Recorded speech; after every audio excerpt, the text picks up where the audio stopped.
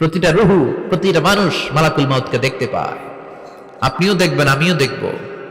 মুমিনদের কাছে এসে মালাকুল মাউত একজন যুবকের বেশে সাদা ধবধবে জুব্বা পরে সুগন্ধি মেখে মুমূর্ষু ব্যক্তির শিয়রে বসে বলে, ইয়া আইয়াতুহান নাফসুল মুতমাইন্নাহ, হে প্রশান্ত আত্মা, উখরুজি ইলা মাগফিরাতুল্লাহি ওয়া রিদওয়ানি, আল্লাহর ক্ষমা আর দয়ার দিকে বের হয়ে আসো।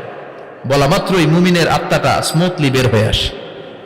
কাফান মিন আকফানিল জান্নাহ, হানুত মিন হানুতিল জান্নাহ, জান্নাত থেকে আনা সুগন্ধি কাফনের মধ্যে পেঁচিয়ে তিনি রূহটাকে নিয়ে ইল্লিনে চলে যায়। সরাসরি দেখে মালাকুল মাউতকে। আর যারা ইসলাম বিরোধী, কোরআন বিরোধী, তাদের সামনে এসে মালাকুল মাউত ত্রাস সৃষ্টি করে। আগে ধমক। হাইওয়েতে মাঝে মাঝে ডাকাতি হয় না? বাসগুলোর মধ্যে যখন ডাকাতি হয়, বাসে থাকে 50 জন, ডাকাত ঢুকে 5 জন। এই 5 জনের ভয়ে সবগুলো পেশাব করে দেয়, কারণ ত্রাস সৃষ্টি করে। এসেই চাইনিজ কুড়াল দিয়ে আগে কুবায় দেয় 4-5 জনের। রক্ত দেখে কি দেওয়ার সব আগে রেডি করে রাখে। মালাকুল মাউত এসে কাফের, নাস্তিক, মুশরিকদের সামনে সেরকম একটা ত্রাস সৃষ্টি করে। ভয়ে লোকটা কাঁপতে থাকে। ওর কাছে ভদ্র ভাষায় কথা বলে না, সুন্দর জামা পরে আসে না, কালো কুচকুচে চেহারা, ভয়ঙ্কর একটা রূপ নিয়ে, আকৃতি নিয়ে ইসলাম বিরোধীদের মাথার সামনে আসে। দুর্গন্ধযুক্ত চেহারার দেহ নিয়ে ধমক দিয়ে বলে, ও পাপাত্তা, ইয়া আইয়াতুহান নাফসুল খাবিসা উখরুজি ইলা গাদাবিল্লাহ, হে পাপাত্তা, আল্লাহর রাগ, ক্রোধ আর গজবের দিকে বের হয়ে আয়। মুমিনের আত্মা বলার সাথে সাথে যেমনি মুমিনের দেহ থেকে বের হয়ে জান্নাতি কাফনের ভেতরে ঢুকে, কাফেরদের আত্মাও কি এরকম তাড়াতাড়ি বেরোতে চায় নাকি? কাফেরদের আত্মা বেরোতে চায় না। ডানে দৌড়, বায়ে দৌড়, সামনে দৌড়, পেছনে দৌড়, আহা, দৌড়াদৌড়ি করে। মালাকুল মাউত এটাকে টেনে হিচড়ে, একটা জীবিত ছাগলকে জবাই না করে তার চামড়া উল্টার দিকে টেনে হিচড়ে বের করলে ছাগলটা যত কষ্ট পায়, এর চেয়ে কমসে কম 70 গুণ বেশি কষ্ট দিয়ে কাফের, মুশরিক আর গাদ্দারদের রূহ কবজ করা হয়। আল্লাহ, এই পরিস্থিতি থেকে তুমি আমাদের বাঁচাও। মুমিনদের রূহ যেমনি কবজ হয়, ওইভাবে রূহ কবজের ব্যবস্থা করে দিও। ঈমানের মৃত্যু নসিব করে দিও, শাহিদি মৃত্যু নসিব করে দিও। আমাকে শহীদ করে সেই মিছিলে শামিল করে নিও, যে মিছিলের নেতা মীর হামজা, খোবায়েবে খাব্বাব, আল্লাহর কাছে ছিল অতি প্রিয়, শামিল করে নিও। আমাকে শহীদ করে সেই মিছিলে শামিল করে নিও। পড়েন আমিন। আর জোরে পড়েন আমিন। তার মানে বিমান দুর্ঘটনায় হোক, কিংবা লঞ্চ ডুবিতে হোক, কিংবা আগুনে পড়ে হোক, কিংবা আত্মঘাতী হামলায় হোক, যে যেখানেই মারা যায়, কবরের 3টা প্রশ্ন তার জন্য আছে না নাই? ইসলাম বিরোধীদের জন্য প্রশ্ন 3টা, আপনারা যারা মুমিন তাদের জন্য 4টা। আপনাদের জন্য একটা বেশি, আলহামদুলিল্লাহ। কোন কবরে এসে প্রথম প্রশ্ন করবে, মুনকার নাকির যখন চলে আসবে, 40 কদম যখন আত্মীয় স্বজনরা লাশটাকে কবরের মধ্যে দিয়ে 40 কদম চলে যায়, তখনই ফেরেশতা চলে আসে। আহা, শেষ, সব শেষ।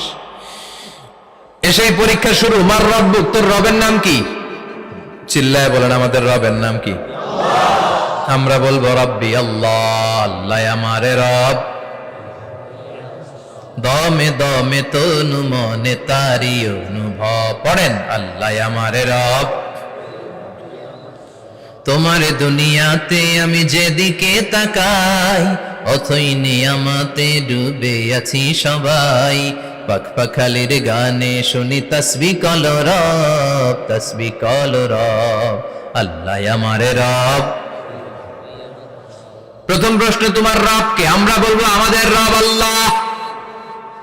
দ্বিতীয় প্রশ্ন, ওমা দীনুক, তোমার ধর্মের নাম কি? আমরা কি বলবো? তৃতীয় প্রশ্ন, বিশ্বনবীর চেহারা দেখিয়ে বলা হবে, আতারিফু হাদার রাজুল, এই লোকটারে চিনো নাকি? আমরা বলবো চিনি, আমাদের প্রাণের নবী, ঠিক কি না? চাঁদের চেয়ে সুন্দর তুমি নবী আমার কমলিহিওয়ালা, দু জাহানের বাদশা তুমি প্যারা নবী সাল্লে আলা, চাঁদের চেয়ে সুন্দর তুমি নবী আমার কমলিহিওয়ালা, ঠিক কি না?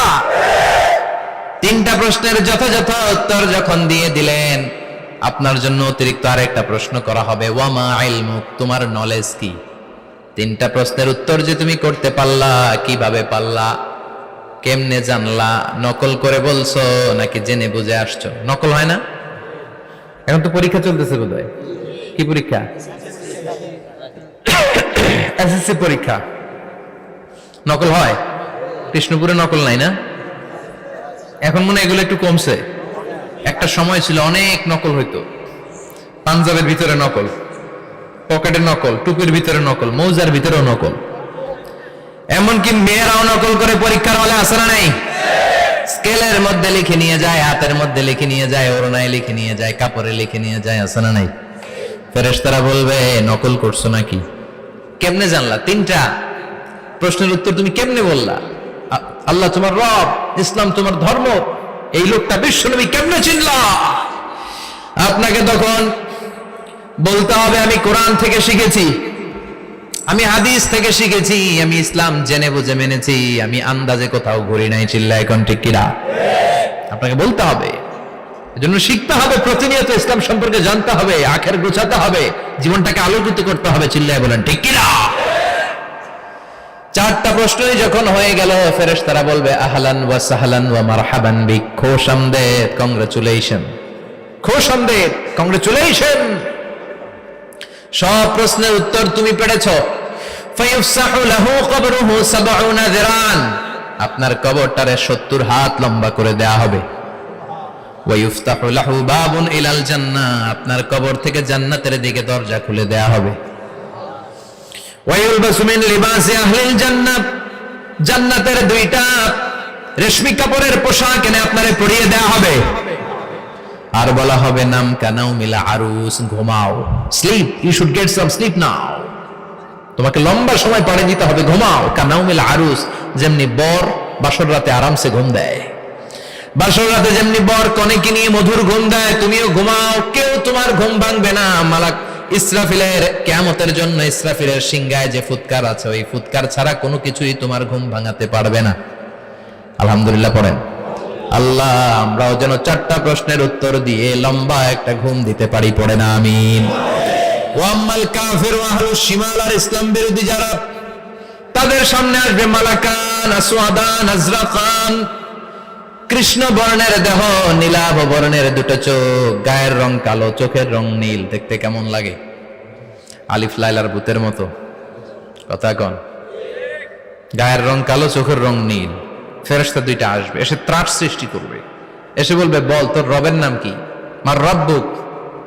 ইসলাম বিরোধী মুশরিক, কাফের, নাস্তিক এরা বলবে আমি জানি না আমার রবকে, আমি জানি না, আমি তো আজীবন শুধু চেয়ার করেছি, মদ খেয়েছি, আমি ধর্ষণে সেঞ্চুরি করেছি দুনিয়ার বুকে, আমি টেন্ডারবাজি করেছি, চাঁদাবাজি করেছি, আমি মাস্তানি করেছি, আমার দাপটে এলাকার ইসলাম প্রিয়রা বাসায় ঘুমাতে পারে না। আমি ছিলাম টেন্ডারবাজ, আমি ছিলাম গডফাদার, সন্ত্রাসীদের লিডার, আমি ছিলাম ডন 1 2 3 সব, আমি ছিলাম ডনের ডন, আমি ছিলাম মাস্তান, রংবাজ। রব টব কি আমি তো জানি না। লাদ্রি লাদ্রি, আমার জিজ্ঞেস করো না। আবার প্রশ্ন করা হবে ওয়ামা দীনুক, তোর ধর্মের নাম কি? বলবে লা আদরি, আমার কোনো ধর্ম নাই, আমার কোনো ধর্ম নাই, আমি শুধু মৌজ মাস্তিতে ছিলাম, আমি আনন্দ ফুর্তি করেছি, ইসলাম নিয়ে আমার মাথা ব্যথা ছিল না, আজীবন ইসলামরে আমি বাস দিয়েছি। চিল্লায় বলেন ঠিক কিনা? ইসলাম বিরোধীদের সাথে ছিল আমার চলাফেরা, আমার সব সাঙ্গপাঙ্গ ছিল গুন্ডা বদমাশ, ইসলাম বিরোধী। রব কি, ইসলাম কি, এগুলো আমি জানি না। আমার এগুলো জিজ্ঞেস করো কেন? ধর্ম কি আমি জানি না, আমি কিচ্ছু মনে করতে পারছি না। 3 নাম্বার প্রশ্ন করা হবে আতারিফু হাযার রাজুল, দেখো তো এই লোকটারে চিনো কিনা? কয় না, চিনি না, তবে মনে হয় এই লোকটারে দুনিয়ার বুকে আমি গালি দিতাম, এই লোকটার বিরোধিতা করতাম, ব্লগের মধ্যে এই লোকটার ব্যাপারে কুৎসা রটনা করতাম, এই লোকটার কার্টুন বানিয়ে আমি হিংসা ছড়িয়ে দিতাম, এই লোকটার ব্যাপারে আমি এলাকার মধ্যে অপপ্রচার চালাতাম। ফেরেশতারা বলবে তাই, এই ছিল তোর ডিউটি, দাঁড়া এখনই আমাদের খেলা শুরু, এখনই শুরু। ফায়ুতরাকু বিমাতারিক মিন হাদিদ, লোহার একটা হাতুড়ি দিয়ে মাথা থেকে পা পর্যন্ত পিটানো হবে, পিটিয়ে ওর গোশতের হাড্ডিগুলোকে থেতলে ফেলা হবে। ওয়ায়ুকালু লিল আরদি ইলতাইমি, কবরের দুই পাশের মাটিরে বলা হবে এবার দুই দিক থেকে তোরা চাপ দে। চাপ দেয়া হবে, ধাক্কা ধাক্কি করেও সে সুবিধা করতে পারবে না। মাটি আস্তে আস্তে আস্তে আস্তে দেহের দুই দিকে লেগে এমন জোরে দুইটা চাপ দিবে, ফাতাখতালিফা আদলাউহু, তার ডান পাশের পাজরের হাড্ডি বাম দিকে ঢুকে যাবে, বাম দিকের হাড্ডি ডানে চলে যাবে। বিশ্বনবী বললেন এই হাতুড়ি দিয়ে পিটানোর শাস্তি, কবরের চাপ দেওয়ার শাস্তি চলতেই থাকবে হাত্তাল কিয়ামা, কিয়ামত পর্যন্ত। আল্লাহ এই কবরের শাস্তি থেকে আমাদের বাঁচাও। আমরা এই আযাব পেতে চাই না, আমরা যেন ঠিকভাবে কবরের 4টা প্রশ্নের উত্তর করে দিয়ে লম্বা ঘুম দিতে পারি। আল্লাহ তুমি তৌফিক দাও। এজন্য আল্লাহ বললেন, গোলাম দুনিয়া নিয়ে পাগল হয়ে থেকো না।